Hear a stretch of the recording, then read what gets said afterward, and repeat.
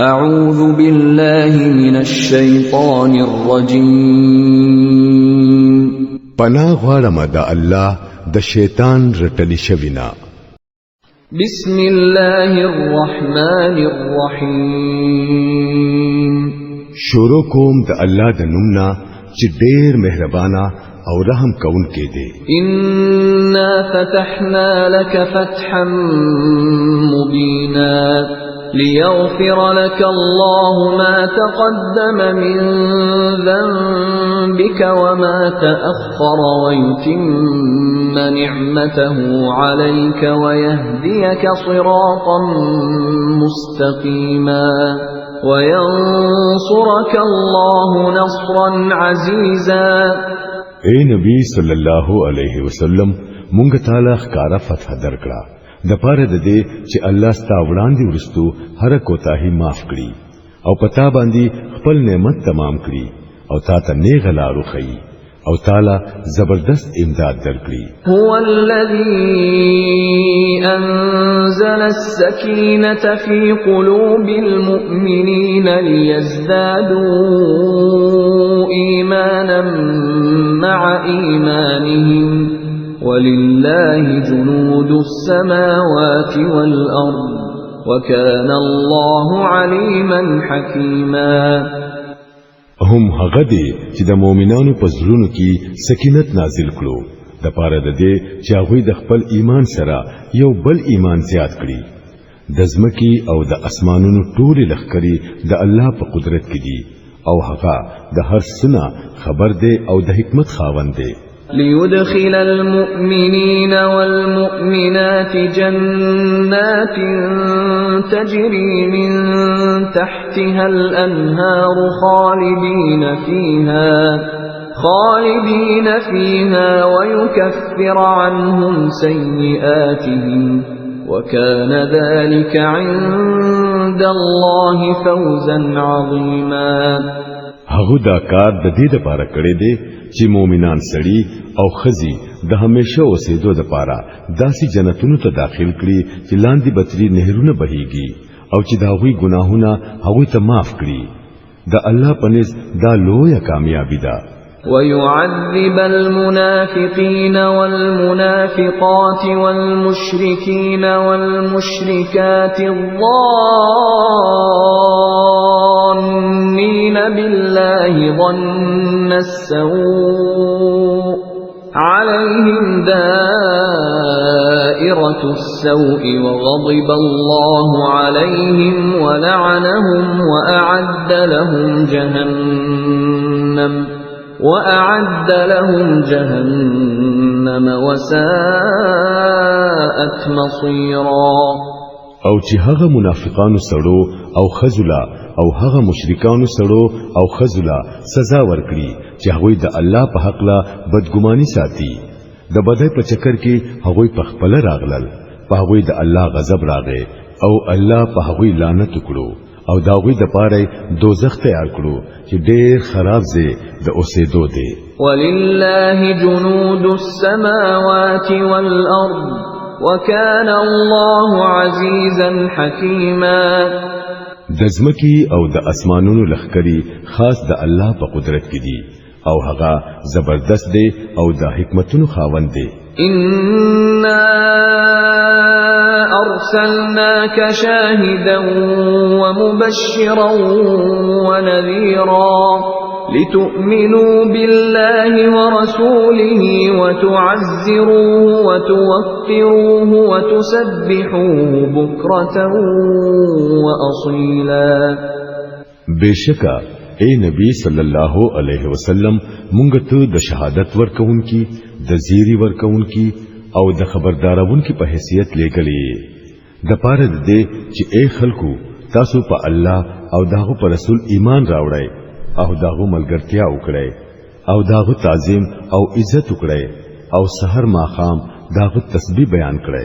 ان الذين يبايعونك انما يبايعون الله يد الله فوق ايديهم فمن نكث فإنما ينكث على نفسه ومن أوفى بما عاهد عليه الله فسيؤتيه أجرا عظيما.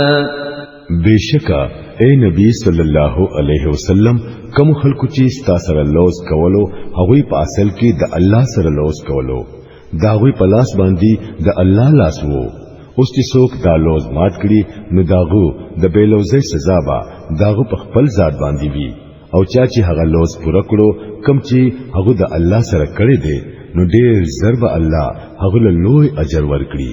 سيقول لك المخلفون من الأعراب شغلتنا أموالنا وأهلنا فاستغفر لنا يقولون بألسنتهم ما ليس في قلوبهم قل فمن يملك لكم من الله شيئا إن أراد بكم ضرا أو أراد بكم نفعا بل كان الله بما تعملون خبيرا.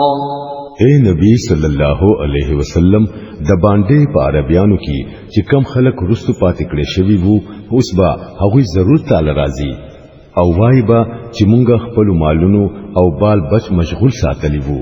ته زمونږ د پاره د بخښنې دعا وغواړه. دا خلک په خپل جبو هغه خبرې کوي چې د دوی په زړونو کې نه وي. دوی ته وایا خچې دا خبره ده نو څوک دی چې تاسو په معاملې کې د الله د فیصلې د بندولو سلګ اختیار هم ولري کو الله تاسو ته څه نقصان یا نفع در رسول اوغاړي تاسو د عملونو نه خاص الله خبر دی. بل ظننتم أن لن ينقلب الرسول والمؤمنون إلى أهليهم أبدا وزين ذلك في قلوبكم وظننتم ظن السوء وكنتم قوما بورا.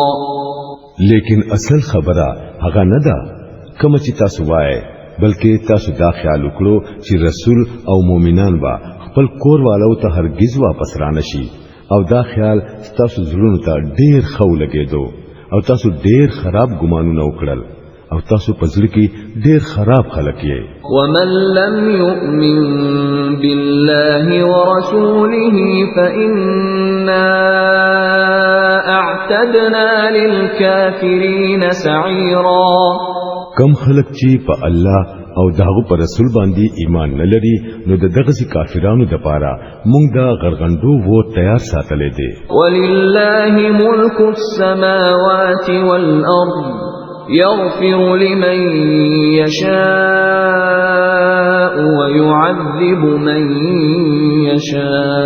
يشاء وكان الله غفورا رحيما. د اسمانونو او د ځمکې بادشاہي خاص الله لره ده. دا خپل فخدا چې څوک معاف کوي او چاله سزا ورکوي او هغه بخونکې مهربان دی. سيقول المخلفون إذا انطلقتم إلى مغانم لتأخذوها ذرونا نتبعكم يريدون أن يبدلوا كلام الله قل لن تتبعونا كذلكم قال الله من قبل فسيقولون بل تحسدوننا بل كانوا لا يفقهون إلا قليلا. سوخت چې تاسو د غنیمت د مال حاصلولو د پاره روان شئ نو دا وروستو پاتې کېدونکي خلک به تاسو ته ضرور وایي چې مونږ هم پرېږده چې در سره لاړ شو. دوی غواړي چې د الله فرمان بدل کړي. دوی ته صفا وایا چې تاسو زموږ سره هرگز تللی نشئ. الله مخکې دا فرمایلی دي. دوی بوایي چې نه بلکې تاسو زموږ سره حسد کوئ. حالکه خبره د حسد نه ده بلکې دا خلک په صحیح خبره ډېر کم پوهیږي. قل للمخلفين من الأعراب ستدعون إلى قوم أولي بأس شديد تقاتلونهم أو يسلمون فإن تطيعوا يؤتكم الله أجرا حسنا وإن تتولوا كما توليتم من قبل يعذبكم عذابا أليما. اے نبی صلی الله علیه وسلم د رستو پات کېدونکو باندېسیانو عربیانو ته وایا چې ډېر ضرب تاسو د داسې خلکو سره د جنگ کولو د پاره راو بلل شي چې هغه ډېر زور ور دي. تاسو به دا غوي سره جنگ کوئ یا به هغه سلامي شي.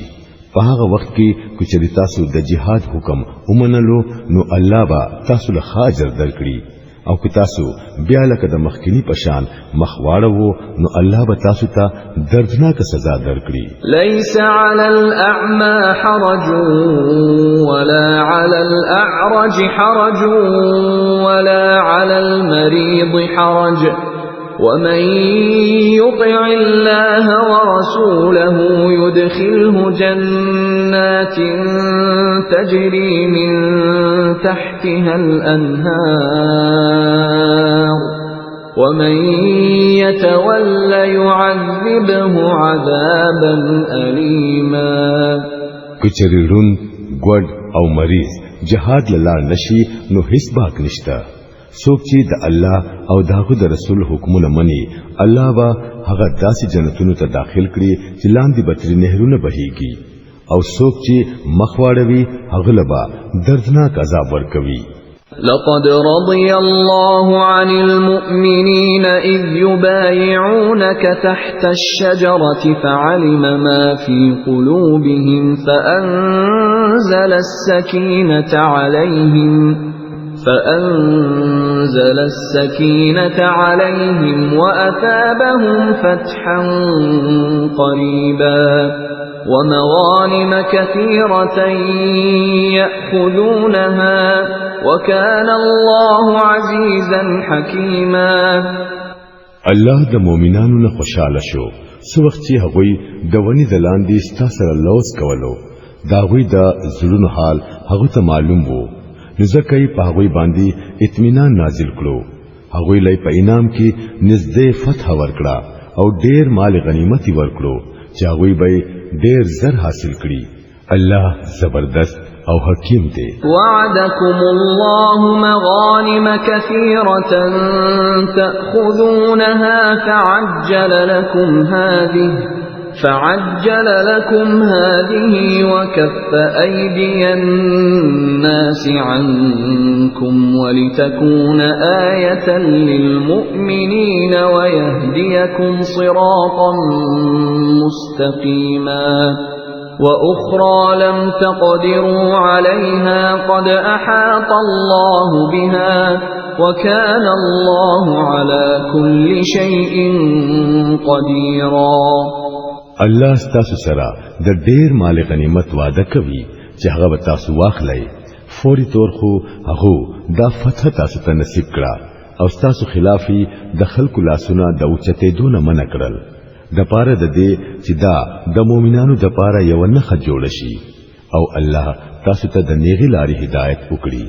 د دین علاوه هغه تاسو سره د نور غنیمتونو هم وعده کوي چې لا تر اوسه پوری پر تاسو قادر شوی نه او الله هغه په ګیره کې اغستلی دي. الله په هر څه قادر دی. ولو قاتلكم الذين كفروا لولوا الأدبار ثم لا يجدون وليا ولا نصيرا. دا کافران خلق کو په دغه وخت کې ستاسو سره جنگي دلی وي نو یقینا چې په شابه تختې دلی وي او هیڅوک مرستيال او مددگار به نه مونډلې. سنة الله التي قد خلت من قبل ولن تجد لسنة الله تبديلا. دا د الله دستور دی چې د پخوا راسي چلیږي او تبا د الله په دستور کې هیڅ تبدیلی بیان مومي. وهو الذي كف أيديهم عنكم وأيديكم عنهم ببطن مكة من بعد أن أظفركم عليهم وكان الله بما تعملون بصيرا. هم هغه دي چې د مکې په میدان کې داوی لاسونه ستاسونه او ستاسو لاسونه داوی نه منع کړل، حالانکه هغه تاسو لا په هغه باندې غلبه درکړی و او چې تاسو کول هغه الله لیدل. هم الذين كفروا وصدوكم عن المسجد الحرام والهدي معكوفا أن يبلغ محله ولولا رجال مؤمنون ونساء مؤمنات لم تعلموهم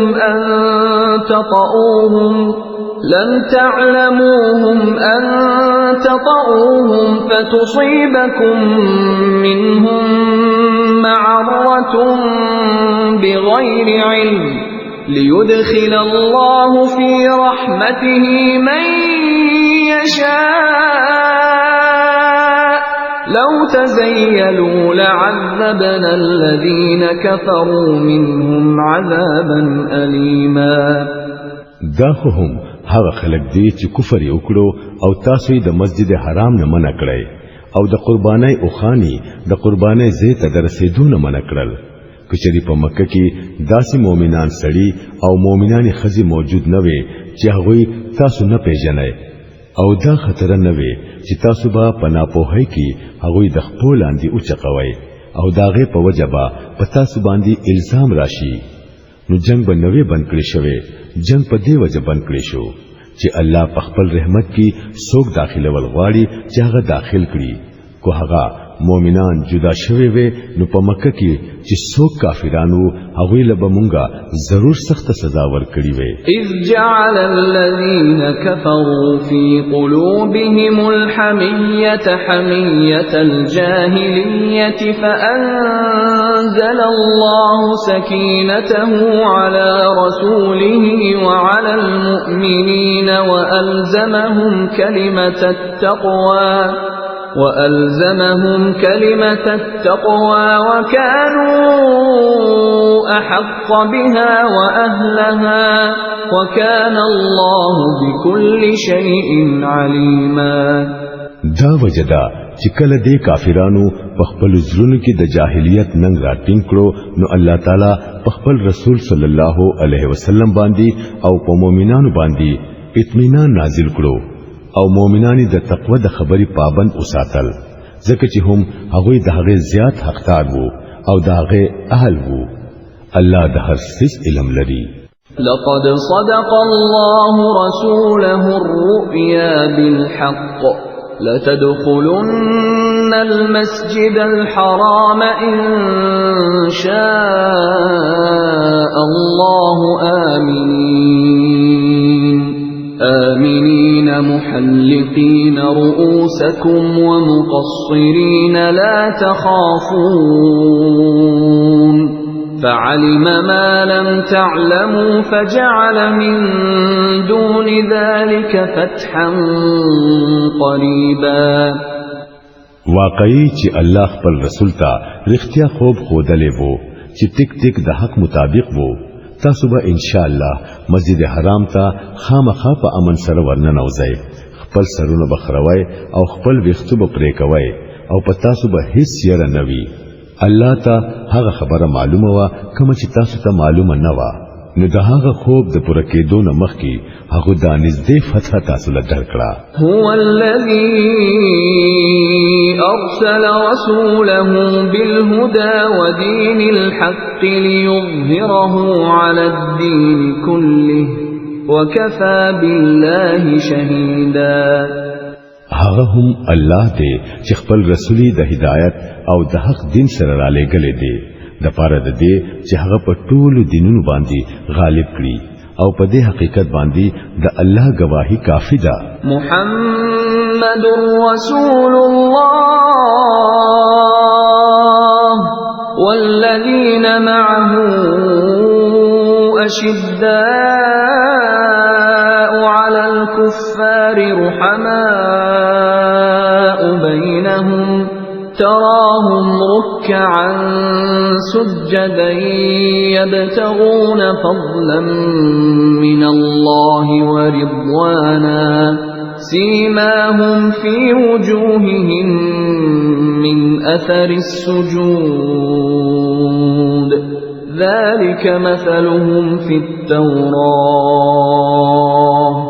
ومثلهم في الإنجيل كزرع أخرج شطأه فآزره فاستغلظ فاستوى على سوقه يعجب الزراع ليغيظ بهم الكفار وعد الله الذين آمنوا وعملوا الصالحات منهم مغفرة وأجرا عظيما محمد صلی الله علیه وسلم د الله رسول دی او کم خلق چې داغ سره ملګری دي هغه په کافرانو باندې سخت دي او په خپل منځ کې رحم کوونکي دي ته چې څو وخت ګوره نو هغه با په رکوع او سجدو کې او د الله د فضل او د رضا په تلاش کې مشغوله بیا مومه د سجدو اسرار داوی په مخونو باندې موجود دي چې داغه په وجه هغه ښکارا پیژندې شي دا د